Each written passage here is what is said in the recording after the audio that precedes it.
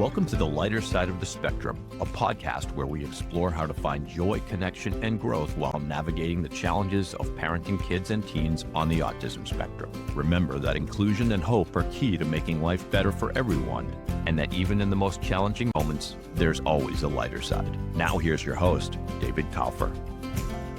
Hi, everyone. Welcome to another episode of the Lighter Side of the Spectrum. Glad you can join us today. And today I've got a super special guest. I'm joined by Sam Mitchell. Now, Sam runs a successful podcast called Autism Rocks and Rolls. He's a motivational speaker. He's an entrepreneur. He sells merchandise, has several sponsors, sells ad spaces. He's a writer, blogger. And like I said, he's a podcaster and a businessman. He's also published a TED Talk called Soul Structure and has a website called autismrocksandrolls.com. Now, again, Sam is a successful podcaster himself. He was kind enough to agree to join me as we're getting this podcast off the ground. And I think this is going to be super interesting because, again, I'll let Sam tell his story, but Sam is autistic and he's showing how to really rock and roll. So Sam, thanks for joining me. Hey, thanks for being in here. Thanks for being here. Thanks for letting me come on. You get to wear the other hat today, right? Yeah. You get to be the guest. So I guess for the day, I reckon. Yeah.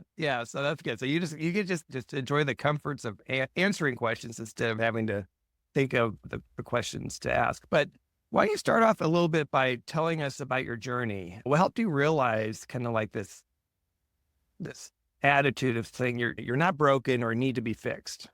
I get into that for you. So I'm Sam Mitchell. I run the podcast, Autism Rocks and Rolls. It's a podcast about autism and how we cope with daily struggles that you may or may not understand. Through the podcast, it's grown so much. I developed sponsors, a board of 8. Yep, 8. I also do an event in my hometown, Kitty where I'm from. I also done motivational speaking. I've spoken in Oklahoma, Orlando 3 times, Canada twice, Stewart, Florida, and Washington, D.C. But as of October 31st, which is today, I will be packing to leave to Daniels, West Virginia for a short work trip. I'll be keynote speaking there. That's awesome. I think that's just so cool. And so what inspired this? Like, what was there a moment that you're like, look, I want to become more active in speaking and podcasting? Yeah, it started. I joined my high school's media club and I fell in love with it so much. I decided to start my own. And that was when Autism Rocks and Rolls was born. Okay. And so it was just like an inspiration that you had and then just it's kind of grown from there. Pretty much. Great. So what are some of the things that you've learned as a podcaster yourself in terms of kind of the world of autism, maybe that you can share? Well, I think some of the stuff we learned with autism in particular is, there's a lot to learn about it. You got to really handle it a certain way. And the way you handle it, I feel like, is through experience. Yeah, I think that's a really good I think you can relate to that because, you've had to probably learn about with your son through his life and how his brain operates. Absolutely. It's a lifetime of learning, right? And it never stops because obviously we keep growing. I'm sure you're not the same person that you were 2 years ago or 4 years ago. Right. You're not wrong there. So I'm sure that there's, like I said, a lot of learning to be done there. What are some of the things I mentioned to you before that I think a lot of the listeners here are going to be parents of kids who are on the spectrum, either maybe newly diagnosed or maybe on the younger side? What are some of the things that you would share with them in terms of advice, thoughts? What would you like them to know? I want them to know that life doesn't have to be all that bad because I think those with autism and the parents believe that it's all going to be bad days, but there's some great days ahead. Yeah. Well, do you know, like, how old were you when you were diagnosed? I was diagnosed at the age of 4. Okay. And do you know anything about like what led your parents to take you in for a diagnosis? Was there the backstory at all there, Sam? There's not a lot, but I can tell you as a child, instead of playing with toys like smashing up monster trucks, I was sorting them out. Yeah. Yeah, that's kind of a common thing, right? The organizing, and as far as some of those traits, do you feel like you share some of those? Like, for example, I know with my son Stone, he's very much a visual person, and the sensory is very big for him. And he talks about how he could kind of almost see colors when he hears music, and he sees patterns and images. Is that anything that you can relate to at all? Maybe to a point, but I'm more of but this is the phrase that you met one person on the spectrum. You met one person on the spectrum. Yeah. And with me in particular, it's not like that for me. It's more of an auditory, hands-on guy. Okay. Yeah. Some kind of visual, but not like I watch and watch. It's like I watch and then do it. And the way I'm learning is by doing it itself. How did that impact you in terms of school and education? Can you talk about what that was like for you? Well, we go into schooling, so the staff was great, but the students kind of stunk just because of kids are kids, let's be honest. Yeah. And got through a lot of all the bullying. But academic wise, what I wish schools would have done back in the day is I'm not a fan of homework. I never have been. Okay. I like doing projects and then doing a little bit more today, do a little more of today, do a little more of today. Oh, it's about to be due in a couple days. Let's hit it hard today. All right, tomorrow let's finish it up. All right, now it's due. Break it up a little bit. Those are accommodations I know can be made for students. For example, again, my son Stone, I actually have two sons, twins. He has a twin brother named Ty, who's now a freshman at the University of Washington. But when he was in high school, again, he would get kind of overwhelmed sometimes with like you said, the volume of homework and just kind of like having due dates. And so they were able to make accommodations for him to break it up in a way kind of similar to how you described, Sam. So I think that's a really good observation that schools need to be flexible in their approach. Now, when you were in school, I assume you were just included in all the typical classrooms and education? Yep, I was. But my ordeal for me in particular was I got to go to a resource room, which would entail me doing what we need to do for the school. So it'd be like in the classroom, I did the lecture, I did the notes, or whatever activity I was doing. And then after the class or the session was over and there was downtime, I would basically go to the resource room and get accommodations like extra time on test or listen to music because it's what helps me. Although back then it didn't help me, but I knew back then it helped out a lot of other students. Right. Interesting. Yeah. So you're talking about how does music help you now? It helps me tremendously. I mean, that is the way I mentally prep for work for a lot of social events. Like probably before this speaking engagement I'm going to go to, a little before I arrive there, there's going to be some music listening. What kind of music do you listen to to help prep you? Rock and roll is some, but I do a lot of variety. It's just the main type of music that's on my device is rock and roll. Yeah. Do you have your playlist, kind of your free event playlist? I don't really do that. I just like to shuffle. You like to shuffle? Yeah, just whatever comes up. Yeah, and that's really cool. I mean, music is a really great way to self-soothe, I think, for a lot of us. I'm a huge music fan, as is Stone. And again, he's actually a big fan of rock music. Pearl Jam is his favorite band. I've taken him to see them a couple of times. Have you been to concerts? Have you gone out? I've been at concerts. It's just that because of the crowd size and the way people leave afterward, because it's traffic coming through, you better get my butt, in my opinion, to make it go worth it. I'm not going to see Pearl Jam. Nothing against your son, but Pearl Jam's at the bottom of the list. I'm not going to wait for that. But if it's someone like Rob Zombie, Alice Cooper, ZZ Top, Leonard Skinner, if Elvis existed, I definitely would have gone to see Elvis Presley and the crowd would have been worth it. If AC/DC was still touring, I would have done it. That was a concert I wanted to go to, but couldn't because we had a previous concert to go to and I've already committed to that. So I had to throw that out the towel. But if I had a chance to go to a Nickelback concert, I would, and say, Okay. screw the crowd. So you're saying that the crowd size impacts the decision, and obviously as well as who the band is. Yeah, it's who the band is mainly part of it, but the crowd size does have some factors. I hate big crowds. Hate it, hate it, hate it. I don't like to go in like places where I can't stretch my arms. Yeah. I'm just curious again, so for people to understand, do you get anxiety at all, or is it just more like you just don't like it? It's more of I get anxious, and it's like, get the heck away from me. I need room to breathe. Kind And of it's like I'm breathing on people. so that probably goes for, like you said, concerts or any type of public events. Does that, like shopping malls, things like that? Not to a point. It's when there's just a lot of people. I mean, I get college malls, that's fine. But I mean like places where it's just person is over here, person's here. Like if I don't have a spot, let me call it that. If I don't have a Yeah. spot to literally go into a corner, okay, yeah, that stinks. With concerts, there's no spot for a Yeah. timeout. And when I say timeout, I don't mean a timeout where you put your child in as punishment. I'm talking about a timeout where you're like, Yeah. Yeah. What about sports, Sam? Are you into sports at all?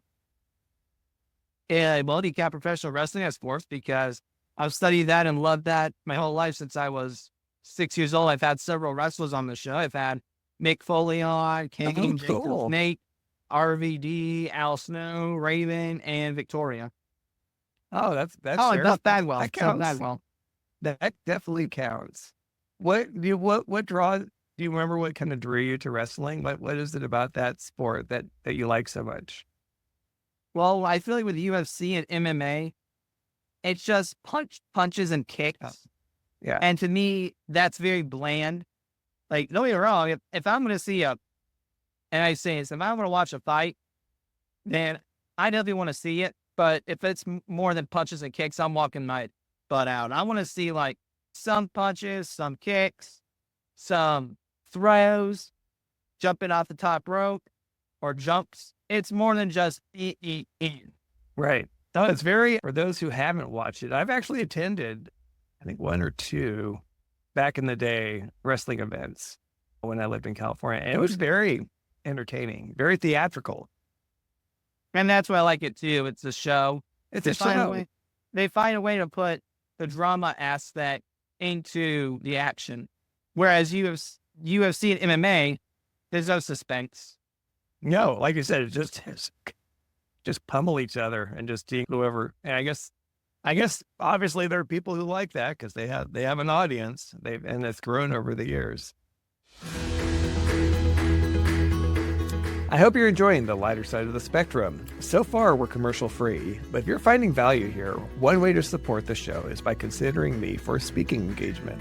I speak on unlocking potential, whether it's for individuals like my son or for entire organizations. I also offer fractional CMO services for businesses needing strategic marketing support without the full-time commitment, drawing on over 35 years of experience in marketing. My agency has helped companies and healthcare practices increase their value, grow, and even prepare for acquisition. To learn more about my speaking topics, visit davidcoffer.com. Or if you're interested in our marketing or fractional CMO services, check out coffermarketing.com. If you're enjoying this episode, please leave a review. Your feedback means a lot, and it helps me make this podcast even more useful. Lastly, don't forget to share it with anyone who would appreciate the insights and stories we're sharing here. Thanks again for listening. I have a segment that we were talking about that we want to talk about kind of the autism myths and busting autism myths. So ask our producer, Dave, let's go ahead and cue that intro. Get QuickTime ready, and here we go. This is Autism Fact or Fiction. We're breaking down what's real, what's rumor, and what might surprise you. Let's go. I like it, Dave. We've upgraded that a little bit. Nice work. All right. So, Sam, today's myth: autistic people don't want social connections. Is that fact or fiction? Well, for the right answer, it is fiction. but there's a part of it that's actually fat, in my opinion. Because there's some of the spectrum that don't like to socialize because it's too much for them. They'll overthink, or it's just that it's exhausting because people are exhausting. No offense to you, but None taken. good. But it's just frustrating, and it could be too much for that person. Yeah. And so part of it is true. They don't want to do it, But which is sad, but that's their choice. However, you have some cases where, like mine and most others with autism, do want to socialize, but just don't have the right tools, or they're, I don't want to say there's, and I say this, I don't mean this in a mean way, I mean this in a funny way. They're like me, which is chicken. well, I think you could say that about a lot of, neurotypical people as well, right? Like, I don't think that's necessarily limited to the autism community. I think it's some of that's just, like I said, kind of a human condition. We have introverts. We have, like you said, a lot of reasons, and particularly coming out of COVID. I don't know how that impacted you in terms of having social connections or things like that. It affected me big time. It affected me pretty big. Once we learned we were shutting down the world, it was just unbelievable. I couldn't talk to friends. I thought they had to go, which thankfully didn't happen. They actually found ways to keep in touch. Oh, that's good. Yeah. Thankfully, we had the phone. I feel like if we didn't have the phone, I probably would have went kaploopy. Well, that's great that you were able to maintain those social connections, because I do think that that's so important, right, for so many of us. So I think, again, Sam, you've completely busted that myth. I think, again, the general assumption that a lot of people have had that autistic people don't want the connections, social connections. And I always use the example, again, particularly when you talk about non-speaking autistic people. Like you said, it's a bigger challenge for them for obvious reasons. They can't communicate. So it's hard to have a social connection when it's very difficult to communicate with others. What things I was curious to ask you about is, do you feel like has autism at all become a label that's changed or become watered down? Or do you feel like, have you seen changes over the years since you first learned, like I said, maybe you got the diagnosis? I don't know, again, how that shaped, if that was an identity for you, but I was really curious about your thoughts there as far as how you've seen so many people talk about, well, I'm autistic, and people are like, you don't look autistic, and that whole. Well, I think people are starting to get more familiar with it. When I talk to a lot of people, they either know someone with autism, they have a friend with autism, they know someone else who knows someone else they have autism, Right. they know someone else, they know someone else, and they know someone else who has autism or has relation to autism. So I think it's getting more relevant where people are like, oh, okay. Yeah. Yeah. What's next for you, Sam? What you talked about? You've got some speaking engagements. What's kind of your vision for yourself and for your, and talk a little bit also about Autism Rocks and Rolls. I mean, because again, it's not just a website, it's a 401c nonprofit, right? Yeah. I think it's a 5. Did you say 4 or 5? Or 5. Oh, yeah, I got the number wrong. Hey, it's a legit nonprofit. Sure, so I mentioned that, but Thank you. yes, Thank you. Yeah. you're welcome. But yes, it is a nonprofit. The way we make money is from the events and the speaking engagements, like this one in Virginia coming up.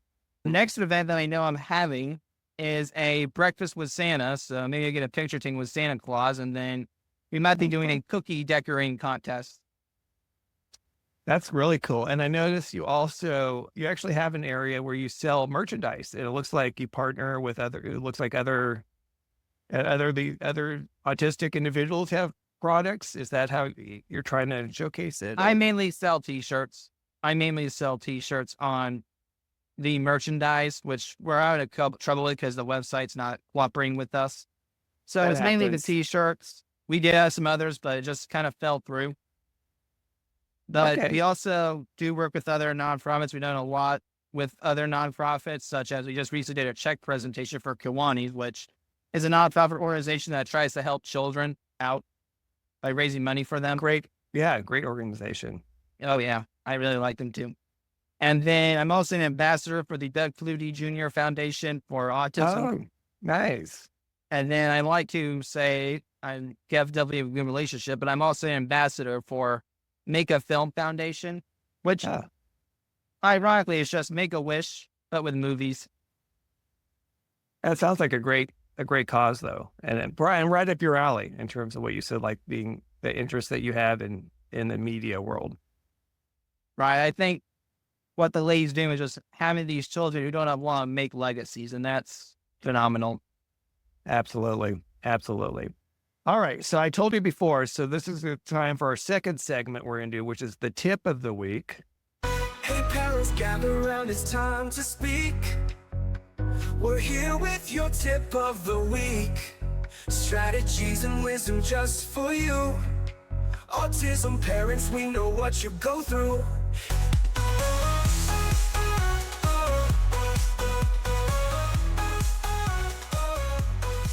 What, Sam, like I said, I'm sure based on your experience, what is your tip of the week you have for people?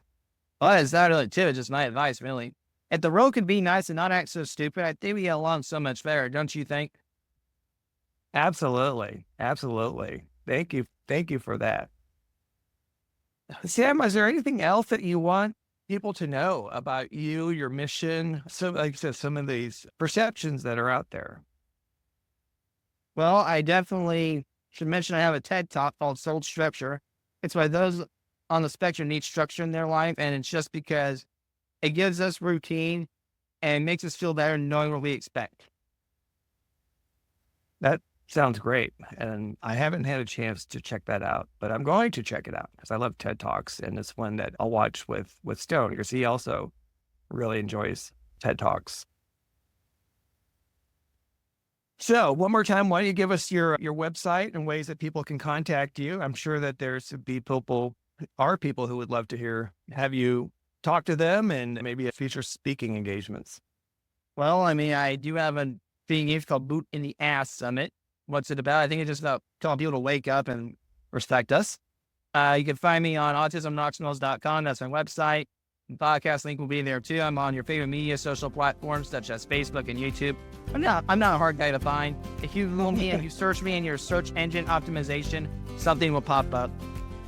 Yeah, you've got that part down, which is awesome. So congrats on that.